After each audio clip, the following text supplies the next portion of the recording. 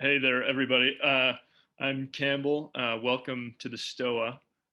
Peter's here, so he might have to help me out with the intro. I'm not sure if I'm supposed to talk about the knife edge, but I'd like to just introduce our speaker today, Jason Ananda Josephson Storm, and he's an American academic, philosopher, social scientist, and author.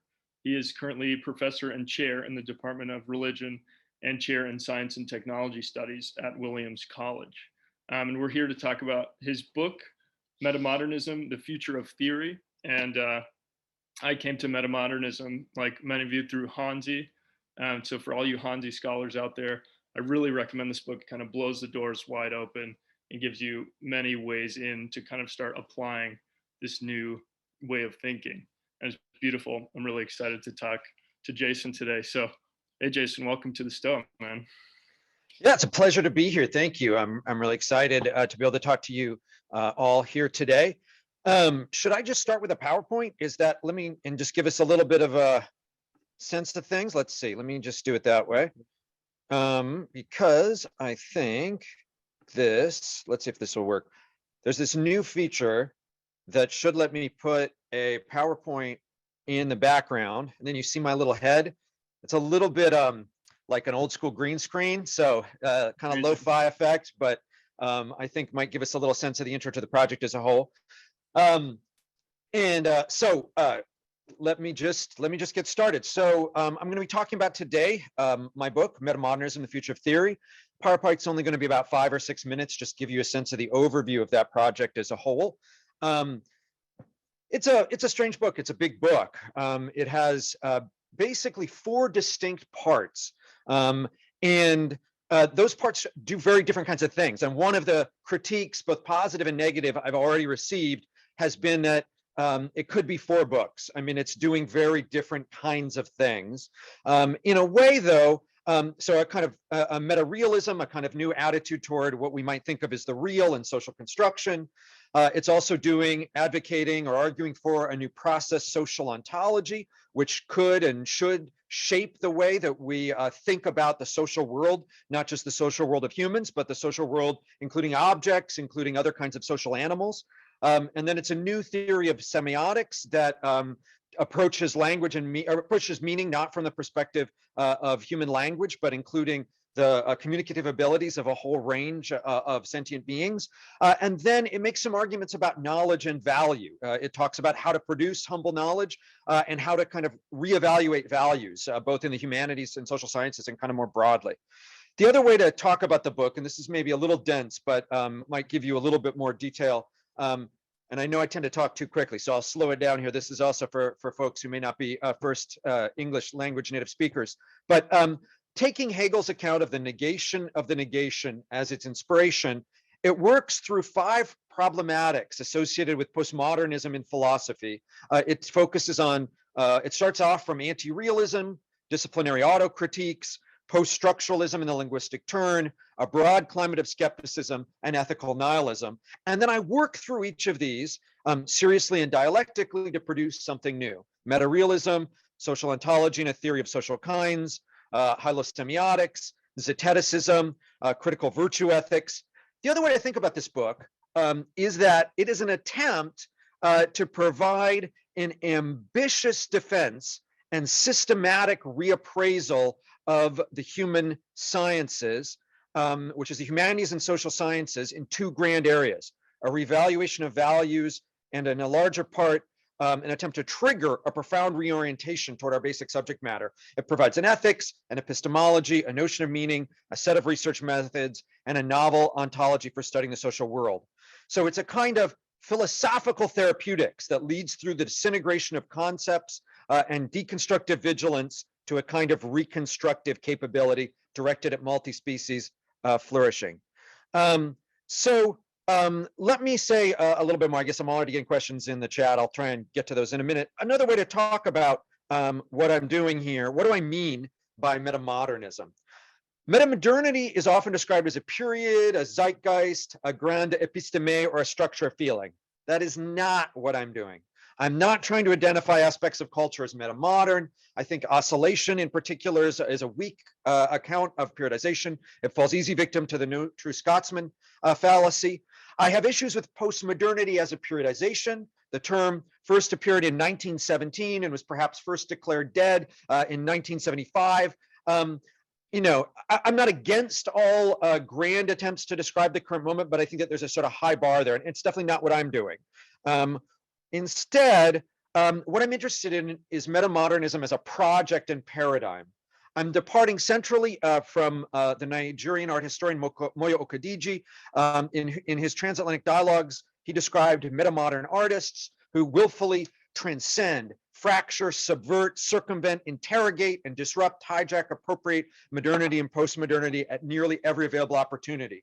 The metamodern is an extension of and challenge to modernism and postmodernism. So I'm trying to produce a kind of paradigm shift. Metamodernism is project.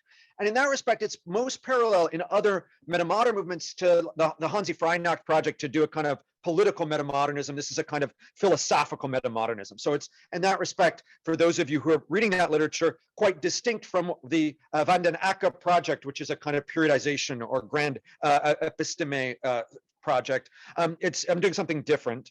But even more specifically, metamodernism as a project is an attempt to work through a scholarly paradigm. Contra Kuhn, I believe that multiple paradigms are available in a given discipline at once. For example, contemporary physics has string theory and quantum loop gravity, and they're totally different paradigms.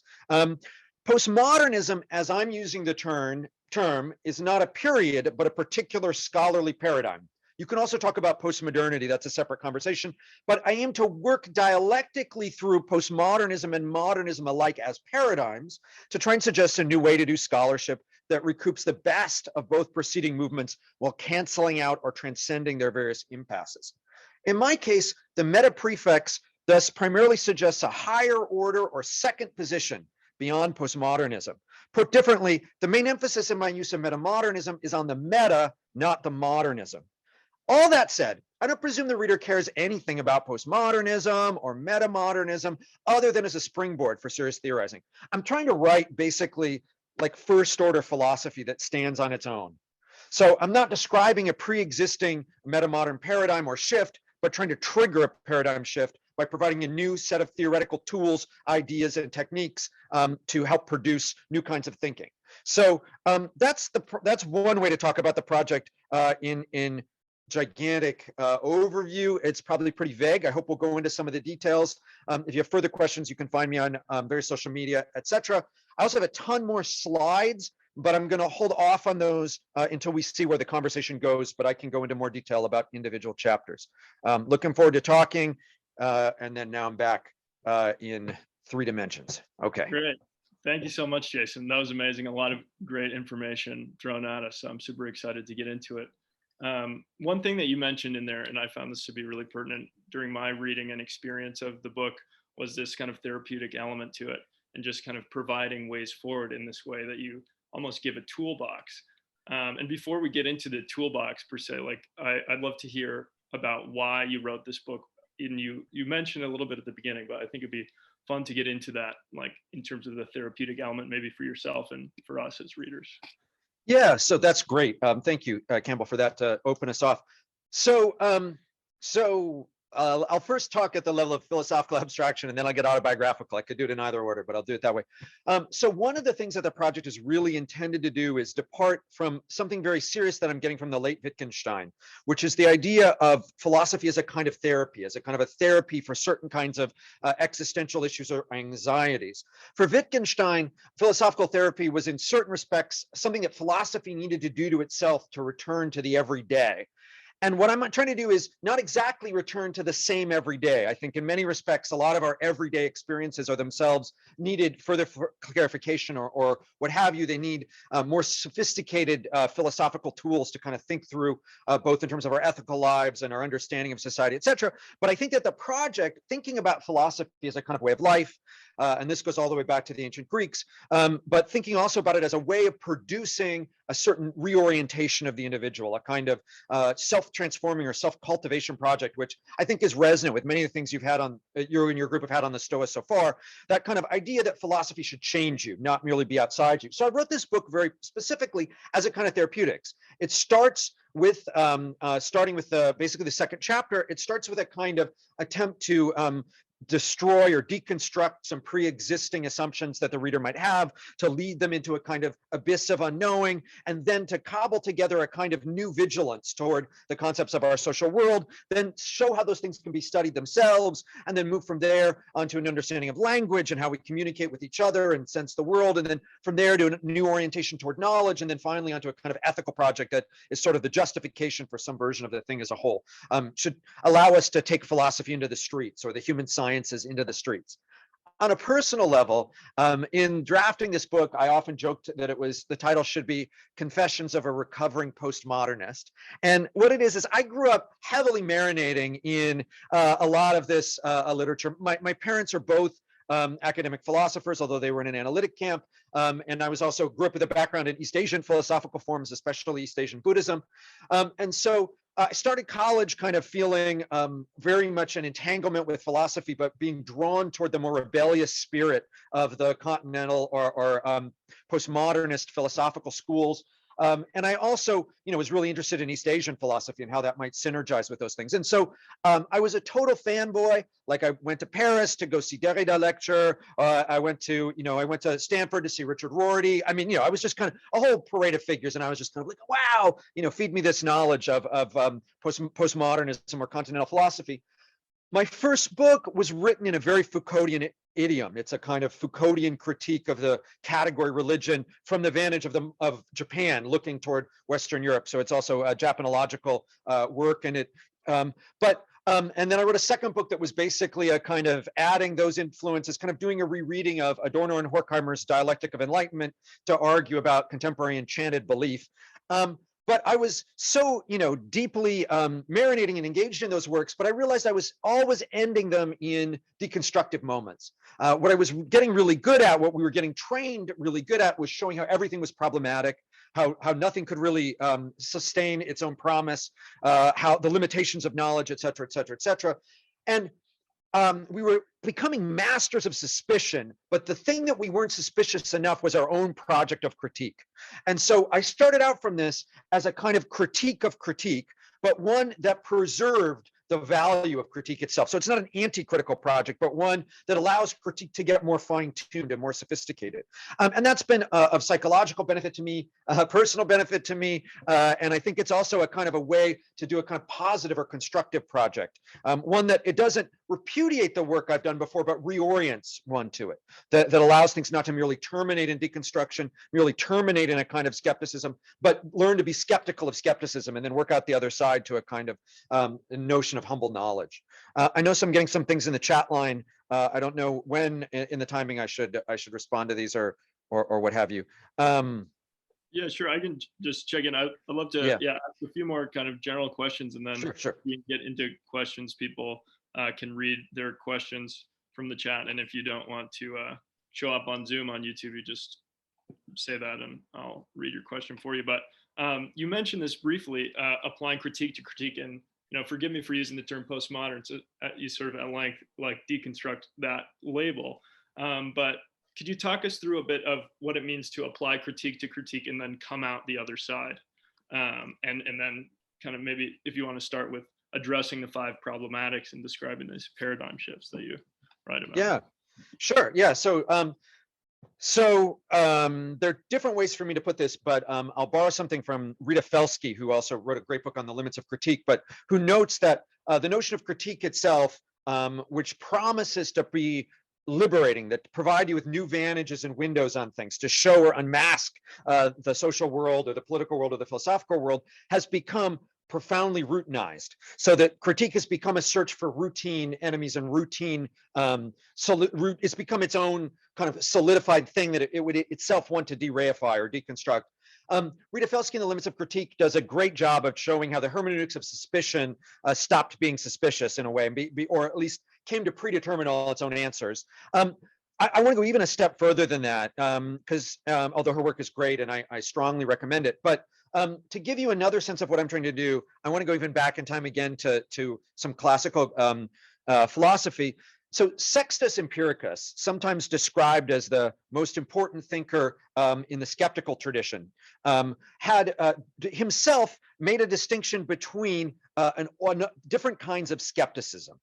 He described first a kind of academic skepticism. He was talking about the skepticism in the Academy of Plato, but we might as well use it to think about critique today. Skepticism in this mode, Sextus Empiricus argued, had become a kind of dogmatism. What skeptics were sure of was that you couldn't know anything.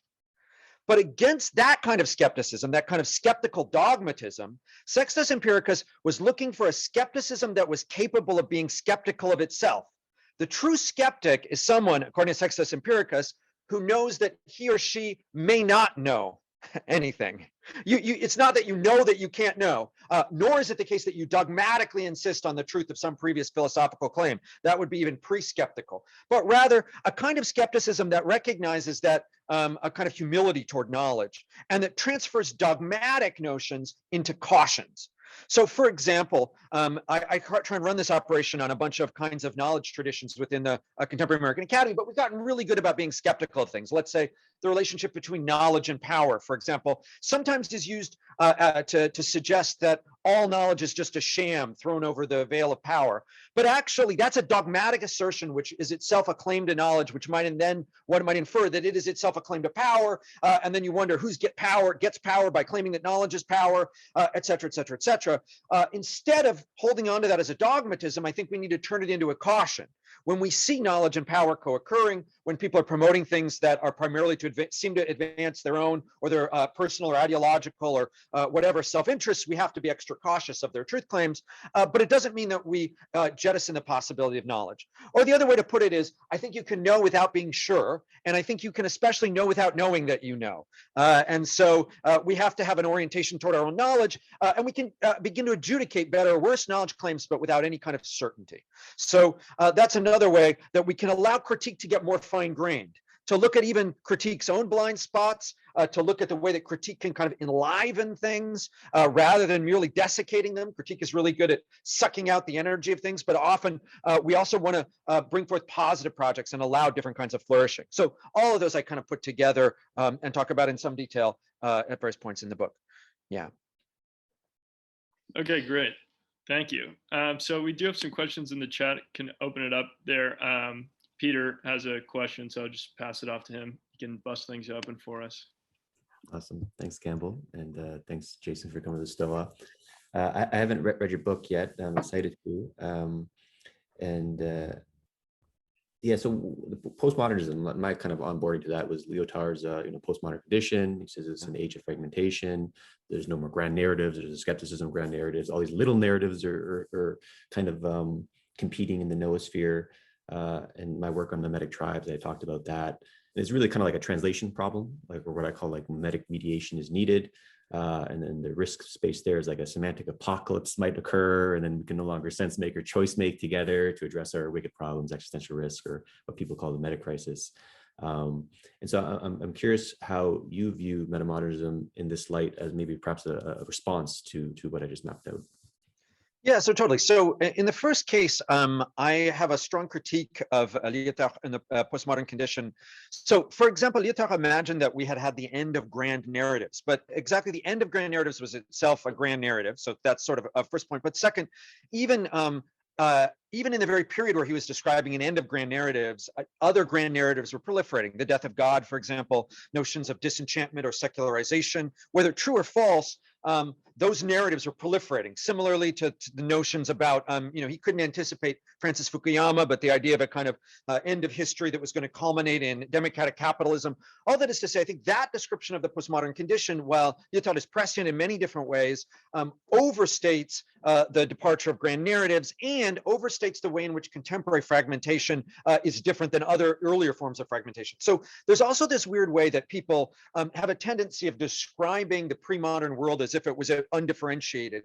But actual scholarship by medieval historians and others, I'm thinking, for example, Delamieux's work on Catholicism between Luther and Voltaire, for example, shows that even within some narrow confine of Christendom, there was actually a plurality of different voices and views, that the church's attempt to produce a kind of orthodoxy was only selectively applied in different parts, even within Europe. And even then, that there were all sorts of outside influences there, and there were things happening on the ground, like, you know, vestigial forms of paganism and new revivals of mystical practices, and, you know, an incredible diversity of views even within the European subcontinent. And Europe was already involved in flows of knowledge from Asia, from, for example, the Islamic world, the Islamicate world, which was having a huge impact. So I want to suggest that there have been different kinds of fragmentation, not to suggest that it's ever been monolithic. We're not coming from some moment when everybody all got along and everybody had one unitary view and entering a new form of fragmentation. Now, that said, we can fragment in new and more complicated ways in our current moment. And one of the problems that we're facing, I think, as theorists, or just as people operating in the world, is that a lot of our theories about the social world have been premised either on notions of methodological individualism, which is the idea of like these, you know, almost like a great actor, a notion of history, or as is common in economics, the idea that you have to model the world in terms of individual human choices. But it turns out that methodological individualism isn't a very good way to describe the social world. Humans we're group entities, we're social entities, we exist in social groups, but complex ones. We also produce creatures that have, you know, objects and creatures that have different kinds of social properties. For example, we produce social roles. You know, the Supreme Court justices have powers that they don't have as individuals, or we produce artifacts like books and iPhones, etc. So we need a new reorientation to the social world if we're going to solve these complex problems. And one of the things that I want to provide in the Metamodernism book is a kind of way to theorize on a human social scientific level, a kind of orientation toward the social that lets us see it in terms of unfolding processes and think about it in terms of these grand social kinds that we might be able to intervene in, etc. So, you know, basically, in order to change the social world, you have to be able to see it better. You have to be able to understand it better than I think we've been capable of doing in the past. So this is a way to look at the social world in much greater complexity, but in ways that I think can produce positive forms of theorizing. And then at the end of the book, I talk about how that should change the way that one lives in the world, and orient one toward multi-species flourishing in a kind of new way. But in that respect, the primary intervention for the bulk of the book is a kind of epistemological or ontological project where I think about how we might come to know the social world in a different way, and think about what kinds of things compose it and how they're composed, et cetera, et cetera. So, but to connect it back to our grand moment, I think it can help address some of the fragmentation that people are experiencing today, or at the very least provide us with new tools to explain and describe where fragmentation is occurring and where it isn't. Yeah. Nice. I just have a question, sort of tease some things apart there. And maybe one of the key elements of this crisis is arguing, at least in like the pop kind of philosophical world, or trickle up or trickle down sense of philosophical discussion in the mainstream, is debates over what is real. And you talk a bit about, or quite a bit about, mind dependence, mind independence in the sense of realness. So I was hoping you could kind of express some of those thoughts, and might help us get more deep into things here.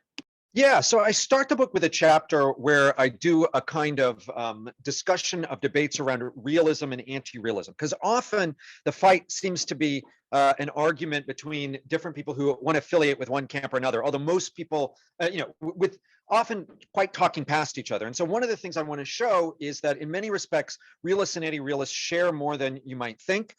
They often actually really have very different understandings of what they're arguing about. And I ultimately are, and there's some people that call themselves realists, for example, whose arguments are basically identical with those we might think of as anti-realists. The same thinker might get their positivism might cause them to be counted a realist in some sectors of the academy, while it might cause them to be counted as an anti-realist in other sectors of the academy.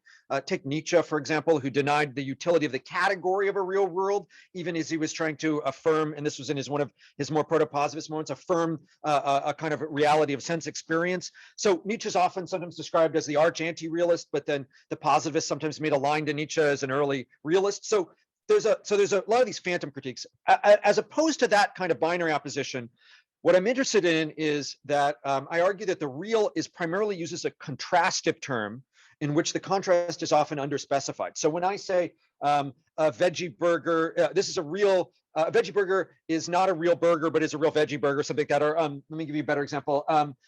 The statue of Madonna is not the real Madonna, but it is a real statue. There's a contrast built into this term real, right? And often for scholars, when it comes down to it, what is the unspoken contrast? When they're calling something real, what is the thing that they're blocking out? Because things that could be not real because they're fictional, they could be not real because they're a dream, they could be not real because they don't exist, they could be not real because they used to exist, I mean, because they're an illusion, et cetera, et cetera, et cetera. But the main thing that people are trying to block out, I think, presumes a notion of real as in contrast to mind. So the real is supposed to be mind independent. And you see this in many classical philosophical definitions of realism. But the problem is, people have very rarely, as it turns out, theorized what mind dependence is. So we often talk about the real. This is kind of what I call an apocalyptic notion of the real. The real is what would be there if there weren't any humans or weren't any minds in the world. But actually, how can things depend on minds? Are there different ways that things might depend on minds? In the chapter, I kind of lay out some of those. There are features of the world, I argue, that depend on minds. For example, the iPhone wouldn't exist if someone hadn't thought it into being, right? Like the iPhone is a socially constructed object, but it still hurts if you bang yourself on the head with it. So so we can talk about mind dependence, but we can also talk about mind dependence in terms of things that are mind dependent on their classification, or mind dependent because they're currently being thought or held in mind, et cetera, et cetera, et cetera. So I talk about how it's sometimes presented as an option between deciding whether the world is real or mind dependent, but actually probably what we want to say is there are certain features of the world that are dependent on mind. They just depend on mind in different ways.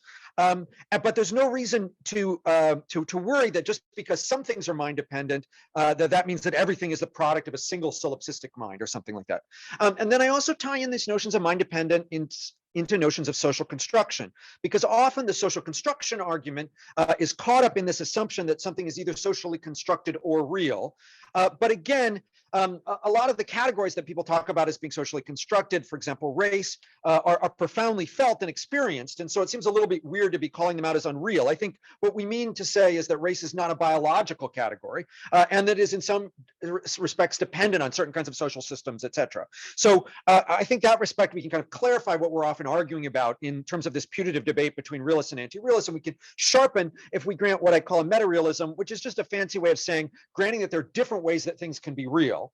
And then on top of that, sometimes the real is reduced to notions of existence. And I want to argue that existence is itself a kind of second order quality. There are different ways that things can exist. So for example, the existence, holes, for example, or gaps have parasitic existence. They require a surrounding object to exist. Or events are parasitic on time slices. Their existence is parasitic on time slices. Or living entities exist in so long as they're alive, et cetera, et cetera, et cetera. So we even can think about realism and existence in more sophisticated ways than is usually done. Some of that work has been done in terms of existence before, but I have my own particular take on it. And then that might lead one to ask, well, how then do social things exist? In other words, what are the things or the features of the world or of individual minds that are necessary in order for categories like race or or whatever to exist in the world around us? Or what are the features necessary? What does it mean for money to exist? What is it that causes it to take on certain kinds of social features? And then I spend later chapters worrying about that in more detail or in more length.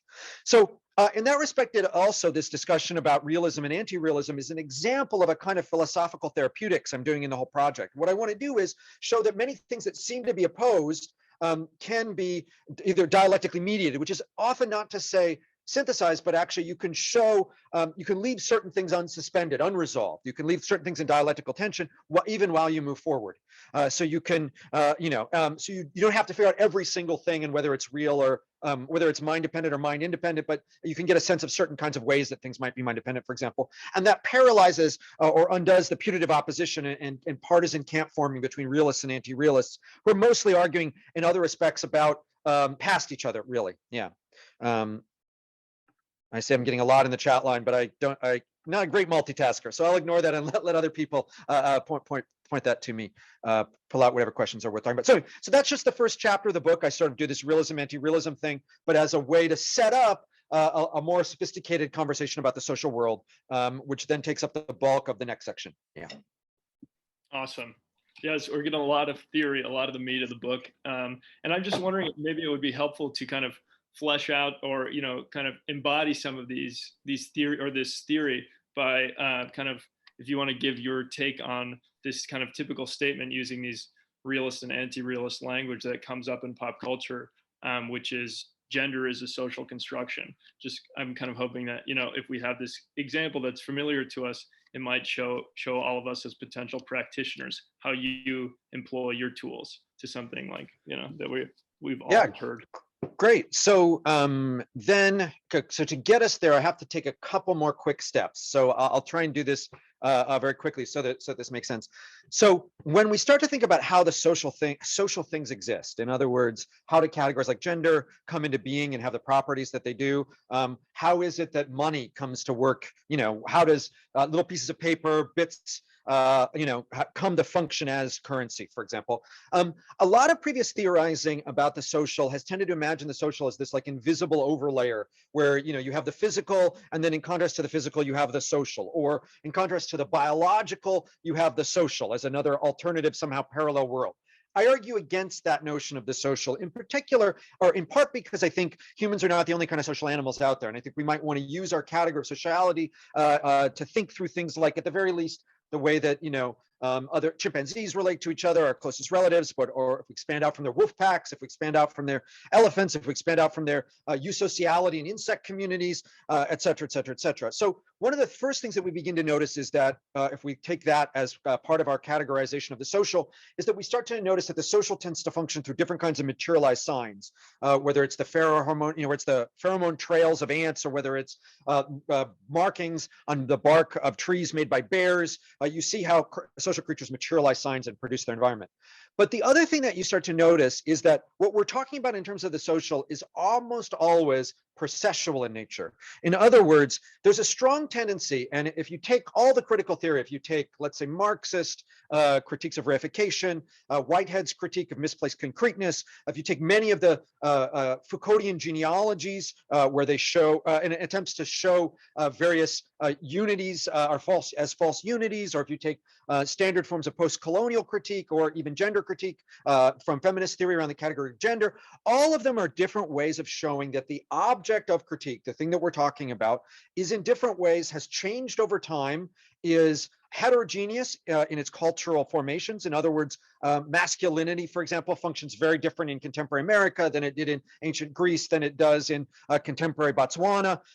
So you start to notice that it's heterogeneous geographically, that it changes over time, and that it means very different things in different environments. It may not always be the same thing. So the first thing that points me toward, and I apologize if I'm going fast, I'm getting excited again, and I always tend to talk too quickly, is it points us toward what I want to suggest is we think of as a process social ontology. In other words, what the social is made of is a bunch of processes. Money is in its repeated uses. It's not a solid fixed thing. An unspent dollar, a never spent dollar isn't in a certain respect money. An unspendable dollar, let's say, is not in a certain respect money. Gender, for example, as Judith Butler memorably remarked, is performed. So a lot of these things appear or materialize in various kinds of iteration. And so I think I have a chapter where I look at, describe a process social ontology, how we might think of these processes in the world, how we might make sense of constant change. And this squares with the realizations in a bunch of other disciplines. In linguistics, for example, linguists have spent a long time noting how language change is really consistent and quite rapid. One might think of, for example, the word gay, which went from happy to homosexual in the span of 30 years or something like that. Or, language is constantly, my students just introduced me to the word chuggy, new language formation, for example. Language is constantly evolving. Social norms are constantly evolving. Even things that are thought of as traditional, as anthropologists have shown us, constantly evolve and change. And so there are parallel discoveries in economics, for example. Also, Tony Lawson, for example, has been trying to build off of a Vebleninian economics to look at unfolding economic processes rather than homeostasis in economics. all that is to say, I think we can think of many of our social categories as processes. It gives us a new vantage on them, and it shows why they tend to be diverse and change. Things tend to change, right? The gender, for example, tends to change. It tends to be fluid. It tends to transform, or what have you over time. It tends to be diverse geographically. Many previous social theorists have assumed that the thing to be explained is change, but actually I flip this on its head. I assume we presume difference and we presume change. The question then becomes, why do we have any kind of stability at all? And you have to recognize that we must have some kind of stability in order to make any kind of productive generalizations. So in order for me to be able to say that quarter is going to get me 25 minutes on the parking meter or whatever, is a description about within a temporal horizon. It's not always going to get me 25 minutes within a parking meter, but it's a general description that works pretty well on Spring Street in my little town in Massachusetts. At least it worked last year. It's probably worked next year. It might not work the year after, etc. So, or we seem to make generalizations about a whole bunch of things with some degree of ability. We're not often accurate, but we have some ability to do that. So the thing to explain is, why is there any stability at all? Why is there any homogeneity at all? Why is it that the quarters all tend to look pretty much the same, for example, after a certain midpoint or whatever? So to do that, I then have to, and I'm trying to go through the chapters kind of quick here. We've now done chapters 1, part of chapter 2. I mostly skipped chapter 2, did chapter 3. Now I'm going to do chapter 4. One of the things that we then start to think about are these temporary zones of stability. There are moments when categories like gender, or ways in which categories like gender in certain moments can function more or less consistently. And I start to call these moments of stability, or these aspects of stability, social kinds. Social kinds can be a little bit of a mystifying term, but what I'm interested in are just how different forms of temporary stability or stable forms of difference manifest themselves. So thinking about gender as a social kind, there's a lot of theory of social kinds. I look at all the different kinds of mechanisms that one might use to anchor social kinds. For example, some of them are anchored primarily discursively. Some of them are anchored by being named as such or classified as such, but others are anchored kind of mimetically. Some things are copies of other copies of other copies of other copies. There are reasons, for example, that all Starbuckses look the same. That's not merely that they've been classified as Starbuckses, but by certain processes intended to produce mimesis. We might talk about organic kinds that serve functional purposes and tend to converge. Because of that, I'm thinking particularly of work like Herbert Simon's Sciences of the Artificial, but notions that objects often have purposes, telos, built into them. And then if you can understand the telos, you can understand the object and talk about why it's functioning the way that it's functioning, et cetera, et cetera, et cetera. By social kinds, I don't just mean social categories. I mean artifacts. I mean social roles. I don't mean social as opposed to cultural, or as opposed to political, or as opposed to religious or artistic or what have you.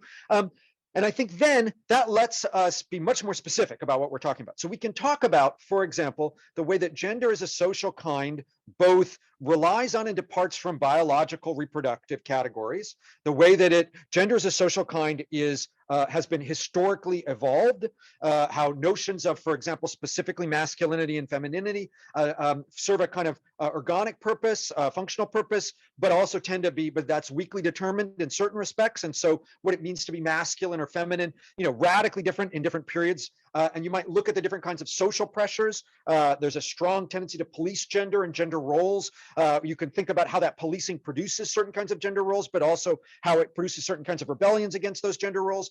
We can look at the concrete medium in the society through which notions of gender are distributed. For example, the way that things like today on Instagram are producing certain kinds of femininity, or TikTok are producing certain new models or icons of, et cetera. And so you can start to then focus on those, and you can look at how systems of power work to operate behind those that produce hierarchies of things that are supposed to be mere binary oppositions. So how gender is often portrayed hierarchically, functions hierarchically within society, et cetera, et cetera, et cetera. And this could lead to a whole new book on gender that would include, obviously, there's a lot of great insights in feminist theory, but it would allow us to synthesize or describe them in a different way that can talk about how they might interloop through biological categories, but are not merely reducible to them.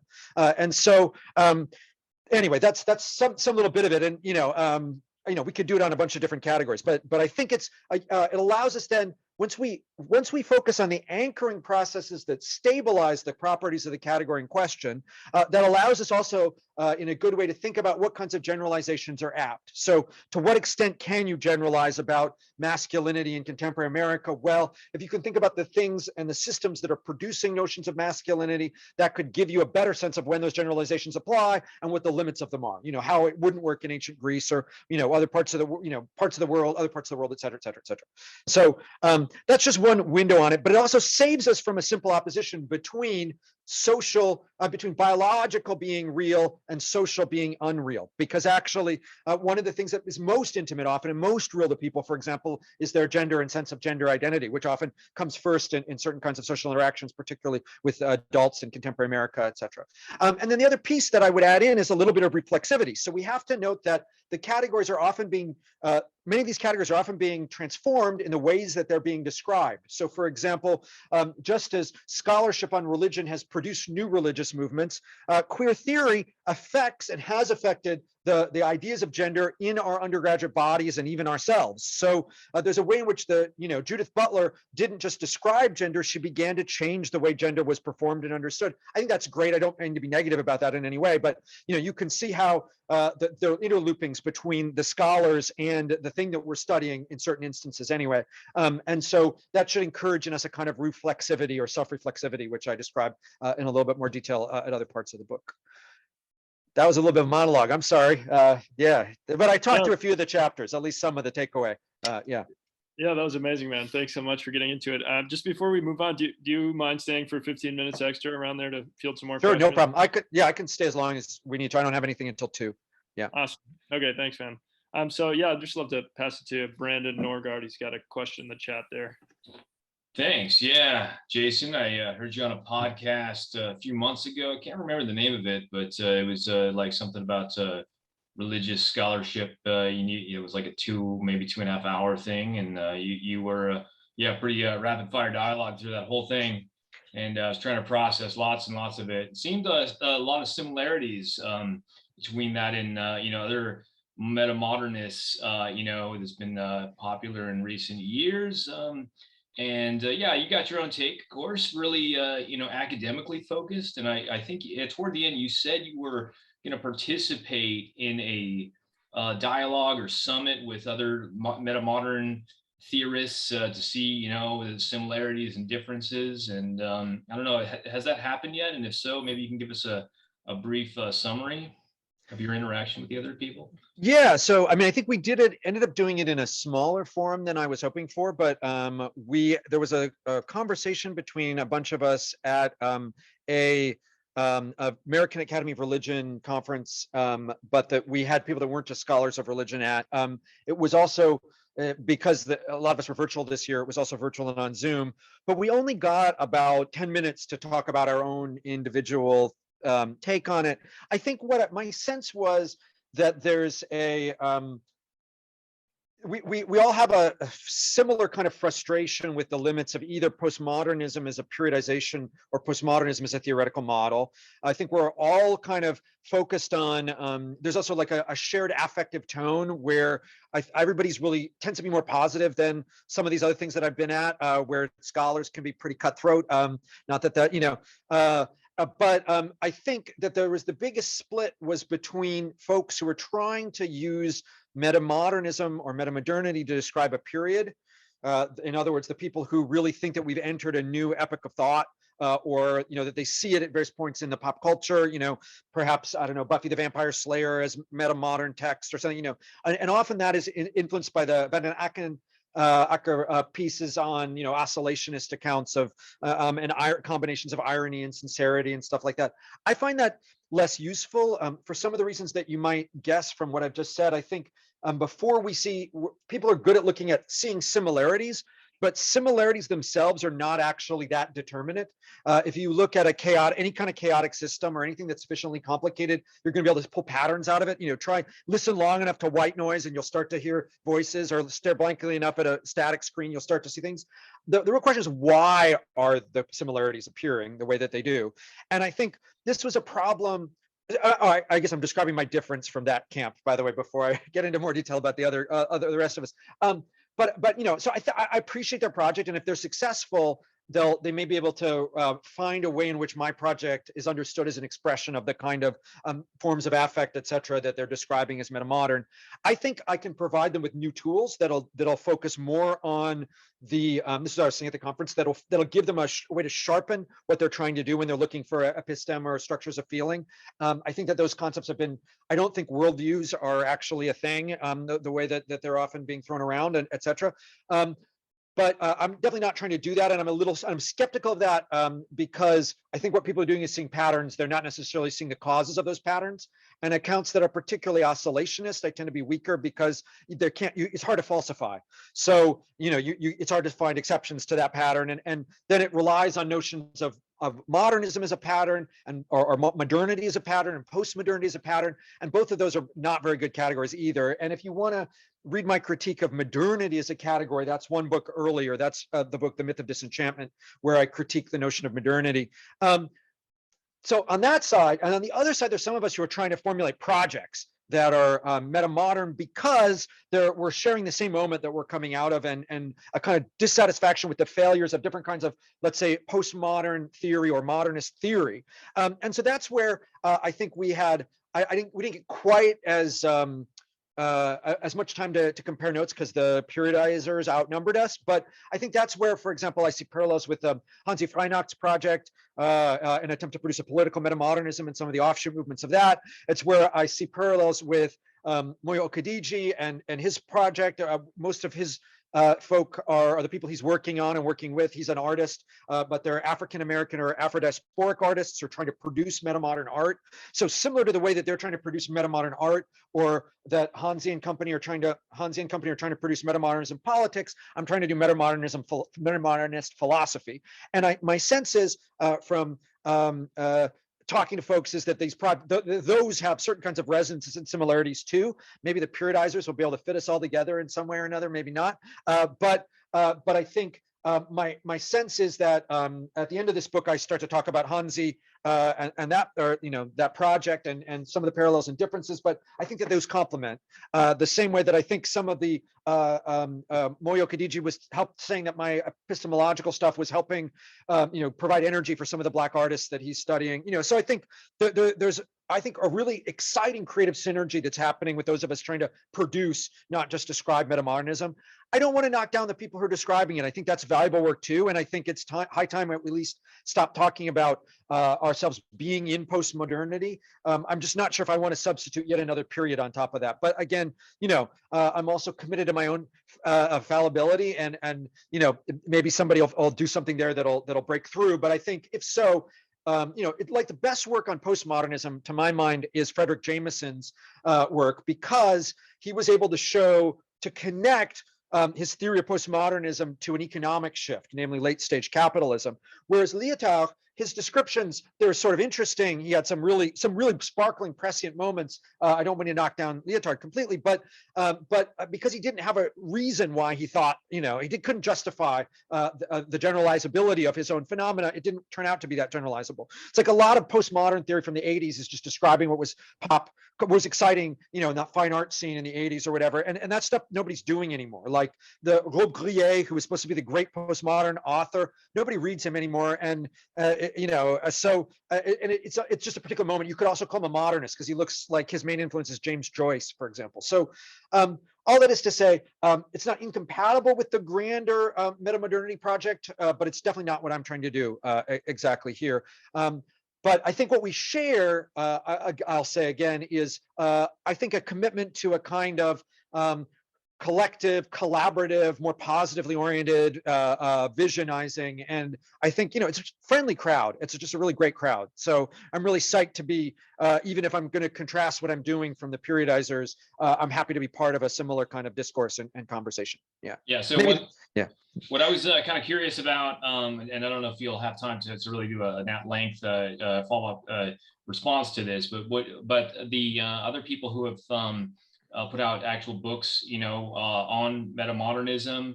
metamodernity, such as Lena Rachel Anderson and as you mentioned, the Hansi Freitag and others, and how much like direct dialogue you've had with them because it sounds like this like kind of mini summit you were talking about is probably more like consisted more of American academics, so how much like cross-Atlantic dialogue have you had with those people comparing and contrasting different notions of postmodernism, postmodernity, etc. Yeah, I mean, so yeah, the conference was international, but it didn't, it had scholars from Sweden, South Africa, Canada, Great Britain, and the United States. It didn't have a representative of the vitally important, I had somebody who's from the Netherlands, but it didn't have somebody from the vitally important Danish contingent, but I've been in dialogue with Daniel Gertz a little bit by email and some of the other folk there. But we haven't, it's true, we haven't had a full summit. And I know that, there's definitely more to be done. We could have more of a conversation. Yeah, I mean, I know you just had Lena Rachel Anderson on your program. We have not talked. So, and I didn't get to see, I think she was just on just before me. I didn't know that she was on just before me until after it was already over. But anyway, so I think there's a little bit more dialogue there. I'm trying to do something pretty different though. And partially it's, the weird thing is a lot of the people who are trying to do grand sweeping periodizations or who describe the difference of our particular moment are not themselves historians. And my first training was as a historian. And so one of the things that I seem to find myself doing is, people say they're capturing a little bit of pre-modern, indigenous modern, postmodern thought or whatever. I'm like, yeah, but those things are way more heterogeneous than people often think that they are. It's hard to identify a pre-modern thought formation. The idea of the pensée sauvage, the mind of the indigenous person has been heavily problematized by anthropologists. I mean, there's a whole bunch of stuff there. I mean, but there's definitely more room for productive dialogue there. And I think especially, I think that there's some resonances more likely to be more resonances between my kind of work and the kind of Danish projects than it is between the Dutch projects, if that makes sense. Although there've been, art manifestos of metamodern art or metamodern music that I think are really great and I think have resonances as well. Yeah. So, and that's my 3-year-old daughter wailing above. I apologize for the sound. Sounds like she just got home from preschool. Yeah, where was I? So yeah. Anyway, I think we're grappling with the failure of similar failure of certain kinds of theorizing, and then the question is kind of what comes next and how to work that out. Yeah, I think, and also complexity is a repeated theme. I will add that. Yeah. Nice. Thanks, guys. So I've gotten one more question here in the chat that I'll read from Travis, and then we'll close out. So it says, do you work or engage with thinkers who embrace postmodernism as a tool, but who are contemporary traditionalists? For example, Alexander Dugin in Russia. How does your work engage with the challenges of current affairs?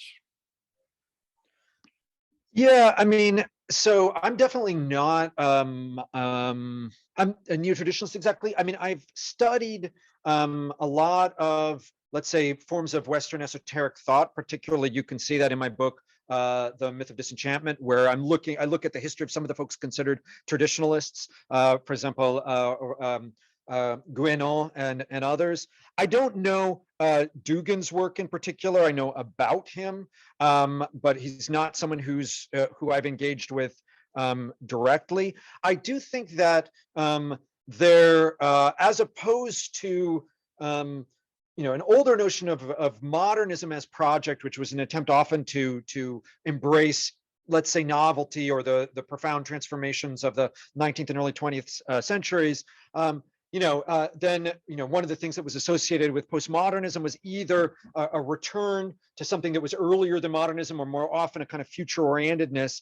That there's been at this current moment a lot of people who are trying to think about what was lost by postmodern theory, or even by modernism. So what we've lost in terms of shared cross-cultural values, what forms of knowledge or self-ways have been repressed and suppressed. I engage with a lot of non-European philosophers in my work. And particularly, you can see one of my other areas of teaching competence and is East Asian philosophical thought. And so there's a lot of classical Chinese thought, there's a lot of classical South Asian thought, some indigenous political theory in the book, etc. So I think in a certain respects, I'm also trying to reach back to other forms of knowledge, but I definitely don't think of what I'm doing as a species of traditionalism, although I'm not necessarily opposed to that. And I haven't read Dugin at all, so I can't say what I don't know what I should say to that exactly, other than that. Yeah. Great. Thanks so much, Jason. Yeah, before we wrap it, do you have any closing remarks or anything you want to encourage us to look into? Yeah, so let me talk also through a couple other pieces of the project for those of you, just so that you can get a sense of the sweep of it, because we focus mostly on the first half of the book. So I just want to gesture at a couple things from the second half of the book as a kind of close out, if I've got just a couple minutes. So then there's also a strong thing in the book about a kind of semiotics, which is a way of thinking about how language works. A lot of our problems, a lot of our philosophical fights tend to be fights about language and its limits.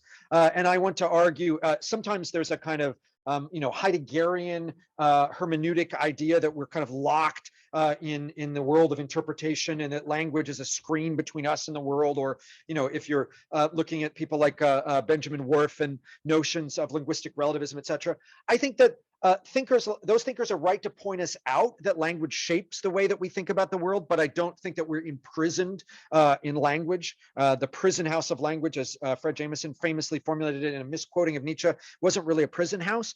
Rather, what I want to suggest is that we tend to respond to the world in terms of signs. In other words, things that visual things that are made present to us because of our need to interpret them and infer things from them. So we're constantly interpreting and inferring the world, but language is just one of the parts of that. And so there's a lot of evidence, for example, about non-linguistic thought, that people with, for example, forms of brain aphasia or pre-linguistic children or animals, non-human animals, can all experience and think through the world in ways without language. So I want to think about that kind of perceptual processing, our ability to kind of relate to the world in a world of signs. So there's a chapter on that. It's also my fight with the new materialists. That hasn't come up today, but that was another somewhat trending form of theory and stuff that I read a lot and have benefited from, but I think has internalized many things from the groups that it thinks it's criticizing. The new materialists often describe themselves as anti-post-structuralists, but then they import things like the word in French that is normally translated as structure is the same word that the new materialists translate as as assemblage. So their structures and assemblages are basically the same thing. Or they take the word actant from literary theory, even as they're opposing themselves to literary theory, or whatever. There's just there's some internal inconsistencies there. And part of that is just based on a bad philosophy of language that a lot of people have inherited from Ferdinand de Saussure. So anyway, so I have a chapter working through that. Then if this is all something super cerebral, then I try and bring it down to earth a little bit. I have 2 chapters about knowledge and value. I've given you a little snippet of the knowledge at the beginning, which is thinking about how we might produce humble knowledge, how we might further the project of knowledge by abandoning the connection between knowledge and certainty. And this is my way to address things including post-truth, but also radical forms of skepticism, but also questions about the place of knowledge in politics and how knowledge and values can go together. And the final chapter of the book is really a very strong plea for the value or the recovery of a project that was once central to the liberal arts, which is this idea of education as making us better people. And allowing us to shape or transform ourselves in a direction toward human flourishing. And so there's a kind of, we might say, neo-Aristotelianism there, but it's also heavily interspersed with some Sinitic and South Asian and even African philosophical thought there, but thinking about how we might work together to kind of help become better people. And in fact, the whole point of all this is something that I call in the book revolutionary happiness, which is a kind of demand for flourishing that is able to make change in the political and social world. So part of it is just that I think a lot of us in the academy, and here I'm sounding a note to maybe the academics who might watch or listen to this, have lost sight of why we're doing what we're doing. And the goal of what we're doing should be to help make us better people, to help contribute to human flourishing and happiness, and not just human flourishing and happiness. I want to argue that was the past, but also a kind of multi-species flourishing and happiness. So the book, in a certain respect, is also, it was once written with the chapters in absolutely opposite order. Well, chapter 1 was still chapter 1, but 2 through were flipped. And that call to kind of flourishing, I think, is something that you might benefit from the book, and that's why it can function as a kind of philosophical therapeutics for not just academics, but for other people. I think we often feel imprisoned in social categories, whether we recognize that are them as liberating or imprisoning, but often we think of them as imprisoning. So we're getting categorized in terms of our race or our gender or our sexual orientation or what have you, or just we're thinking about the constraints of capitalism in our particular moment and all the ways that it produces forms of atomization. And the book is an attempt to kind of train our thought to reorient ourselves to the social world, and to allow us to have a kind of freedom from our certain kind of categories, and to note when those categories are operative, what are the things that are anchoring them, and figure out how to destabilize or disrupt them. So it's meant to be a kind of revolutionary project with implications broader or beyond the academy, but it's also true that it's a philosophy book, engaged with a lot of philosophers. Hopefully it stands on its own without that, but it can be a little bit of a slow read, and I recognize that you might have to be read more than once. I've had senior colleagues who are like, oh, I understood it a lot better on the second reading. So I didn't want to write that way. I was trying to write what I thought of as no bullshit philosophy, which is philosophy that's very engaged, but isn't throwing out gratuitous jargon, isn't using philosophical talk to just say weird, funny or cool sounding obscurantist stuff, but was actually, every new term that I invent, I clarify and describe. Everything I've tried to provide so many examples. Part of the reason to put that in there is to try and make clear that to try not do like, it's really easy to say stuff that sounds really cool, but if you think hard about it, you're like, wait, how does that doorknob have agency or whatever? And then you're like, it doesn't make any sense. So I don't want to do that. So it's an attempt to do kind of no bullshit philosophy, but it's dense. And so if any of you do decide you want to pick up the book, feel free. I'm not great at email, but I can try. Feel free to email me with further questions. And when the semester or parenting is not too busy, I can try and reply to you. It's always a pleasure to talk, and and I really believe I'm committed to the kind of public philosophical project that the Stoa and other folk have done, and we really need to kind of take some of these ideas to the streets. I may not be my best own popularizer, but hopefully this will give a sense of some of that dialogue and some of the stakes of the engagement here, which I think couldn't be more important.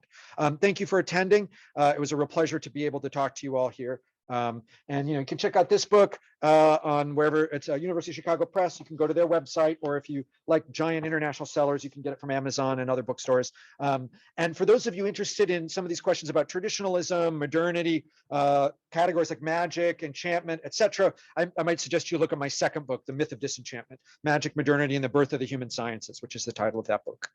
All right, it's been a pleasure. Thank you.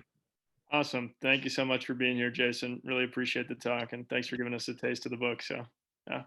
Thanks.